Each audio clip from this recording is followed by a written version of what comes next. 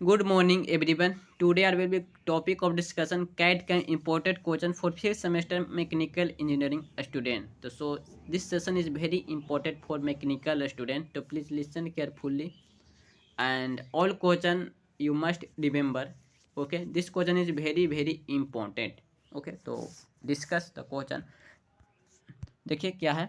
तो यहाँ पे देखिए explain the virus step in the designing process with NEET sketch. Okay, ये क्वेश्चन आपको स्टार दिया गया है, यानी स्टार वाला है तो ये पूछ देगा वायरस क्या करना है, उसको वायरस स्टेप लिखना है डिजाइन प्रोसेस का, जैसे कि आप लोग पढ़े होंगे क्या क्या होता है वायरस स्टेप, उसको क्या लिखना होगा। Mention any four application of the computer editing design.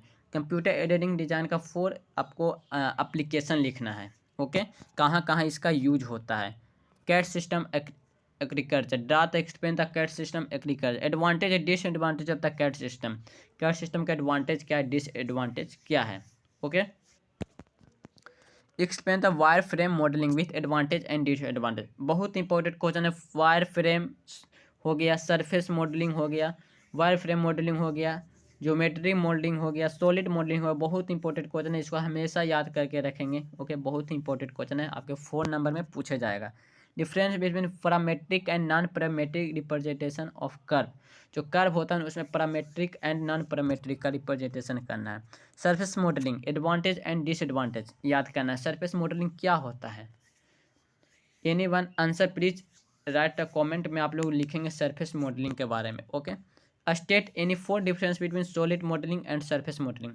Solid modelling and surface modelling में 4 डिफरेंस लिखेंगे। Discuss the virus step of the surface modelling, also state any 3 application of the surface modelling. Surface modelling कितने प्रकार का होता है और उसका 3 application लिख देंगे। ओके, और रूलर सरफेस के बारे में आप लोग क्या जानते हैं उसके बारे में स्टडी कर लीजिएगा। Boundary representation of the solid boundary. Boundary representation आपको लिखना है किसका, तो सॉलिड मोल्डिंग का। Okay, advantage and disadvantage of Bezier curve. Bezier curve का एडवांटेज एंड डिसएडवांटेज लिखना है। Different between conventional machine and CNC machine, ये भी आपका इंपॉर्टेंट क्वेश्चन है, ये पूछा गया था 2022 में। Okay, feature of the NC part programming का क्या फीचर है, इसको आप लोग क्या याद करना है। Explain the flowing in the CNC machine, जैसे लीनियर इंटरपोलेशन क्या होता है, circular interpolation, cubic interpolation. Linear interpolation क्या होता है और क्यूबिक। ओके, ये सब आपको एक्सप्लेन करना है। इसका जी कोड भी लिखना है, जी कोड होता है। ओके, तो वो भी लिखना है। Different between manual part programming and computer part programming.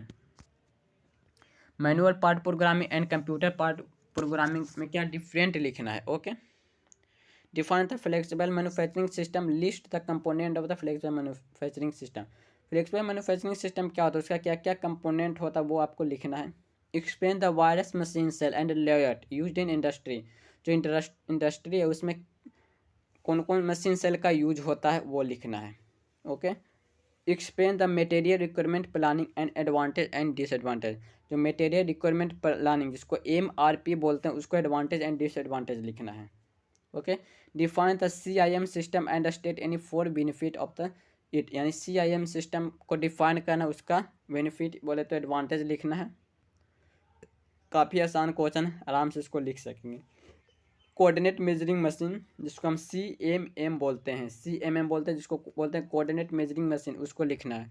Short notes, offline contact और नॉन कॉन्टैक्ट क्या होता है। ऑफलाइन मतलब ये नहीं समझ रहे कि ऑनलाइन ऑफलाइन जैसे कि आप मोबाइल में देखते हैं ऑनलाइन, ये नहीं होता। ऑफलाइन माने होता है क्या, जो मैन्युफैक्चरिंग प्रोसेस होता है उसको अवे होता है। कॉन्टैक्ट एक नॉन कॉन्टैक्ट होता है। यहाँ पर एक ओके, ये आप तीनों एक्सप्लेन कर लीजिएगा। ओके, तो यहाँ पर हमने कैड कैम का भी बता दिया, RSC का भी पहले मैं वीडियो अपलोड कर, 2 सब्जेक्ट क्लियर हुआ, बाकी 3 सब्जेक्ट है उसको भी हम धीरे धीरे क्या वीडियो अपलोड कर देंगे। एग्ज़ाम से पहले सारा क्लियर हो जाएगा तो आप लोग पढ़ लेंगे।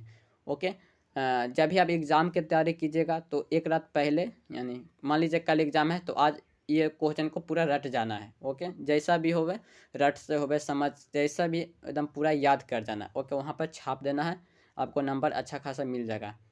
और बाकी बात किया जाए ऑब्जेक्टिव, जो भी आपका प्रीवियस ईयर क्वेश्चन है वो ऑब्जेक्टिव लगाइए, आपका बहुत ही अच्छा ऑब्जेक्टिव ही जाएगा। ओके, और एक क्वेश्चन आपको पूछा जाता है CNC प्रोग्रामिंग से।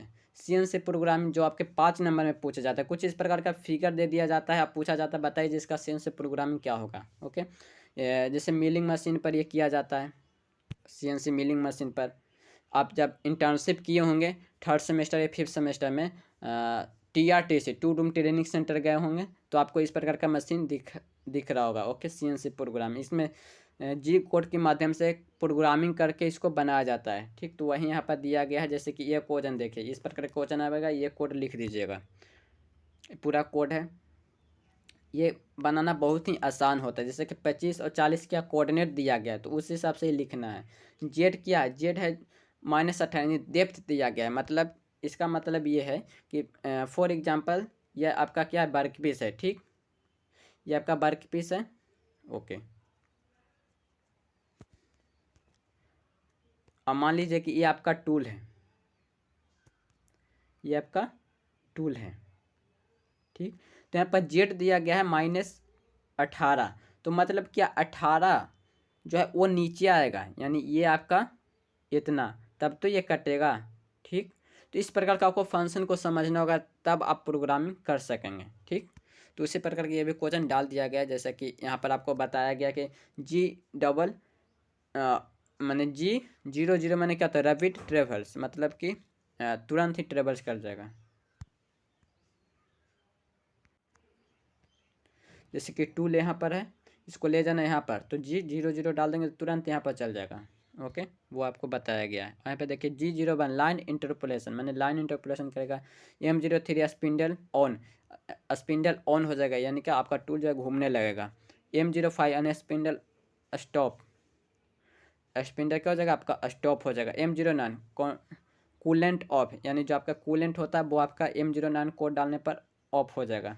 ओके, जैसे कि यहाँ पर देख लीजिए G00 10/0, मतलब D00 मतलब क्या हुआ, रिपीट ट्रांसफर, यानी जो पहले जहाँ पर टूल था वहाँ पर तुरंत आ गया। 10/0 कोई वहाँ पर जो कोऑर्डिनेटर नहीं है, Z10 यानी डेप्थ, यानी जेड प्लस में, यानी ऊपर आ गया 10। ओके, M09 मैंने कूलेंट ऑफ, यानी कूलेंट बंद हो गया। ओके, वो यहाँ पर बताया गया है। M और 30 यानी प्रोग्राम स्टॉप, यानी जो भी आपका प्रोग्राम वो स्टॉप हो जाएगा। ठीक, तो आप इस पर आप यूट्यूब पर भी आप सर्च करके ये सारे देख सकते हैं, काफ़ी आसान है। तो इसको आप लोग बना लीजिएगा। ओके, जैसे कि हम आपको सब्जेक्टिव में बताते हैं सर्कुलर इंटरपोलेशन क्या, तो उसका कोड यहाँ पर देख लीजिए G21 होता है। ओके, सर्कुलर इंटरपोलेशन इसमें कहाँ से आया, तो यहाँ पर आप लोग देख सकते हैं, क्या ये आपका सर्किल जैसा है, इसलिए यहाँ पर आया। ठीक, तो इस प्रकार आपको सब समझना होगा, तब जाके ये 5 नंबर इसमें मिलेगा। ओके बाय, अब हम नेक्स्ट सब्जेक्ट का बहुत ही जल्द ही वीडियो अपलोड कर देंगे। ओके बाय, टेक केयर, आप लोग एग्ज़ाम की तैयारी करते रहिए।